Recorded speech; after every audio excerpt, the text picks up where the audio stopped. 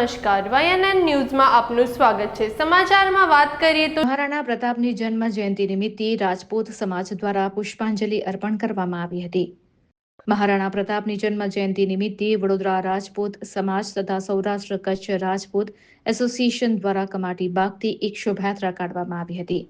આ સાથે જ ઘોડે સવારી કરીને મહારાણા પ્રતાપની પ્રતિમાને વાઘોડિયાના ધારાસભ્ય ધર્મેન્દ્રસિંહ વાઘેલા તેમજ મોટી સંખ્યામાં રાજપૂત સમાજના લોકોની ઉપસ્થિતિમાં પ્રતિમાને પુષ્પાંજલિ અર્પણ કરવામાં આવી હતી। રિપોર્ટર રાહુલ રાજપૂત, વડોદરા।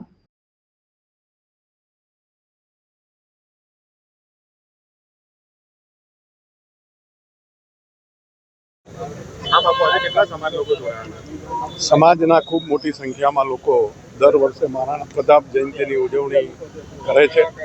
આજે અમારા સમાજના પ્રમુખ ડૉક્ટર જયેન્દ્રસિંહ, પરાક્રમસિંહ, વિરમદેવસિંહ, કેવી જાડેજા સાહેબ ખૂબ મોટી સંખ્યામાં દર વર્ષે આયોજન કરતા હોય છે।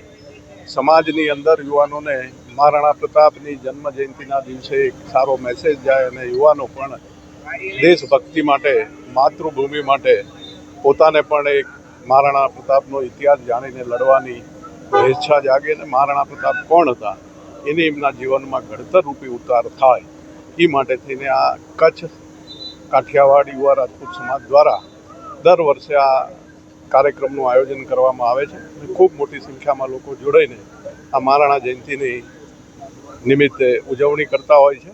એટલે આપણા વીર પુરુષ મહારાણા પ્રતાપના ચરણોમાં એમના જયંતિના દિવસે કોટી કોટી પ્રણામ કરું છું।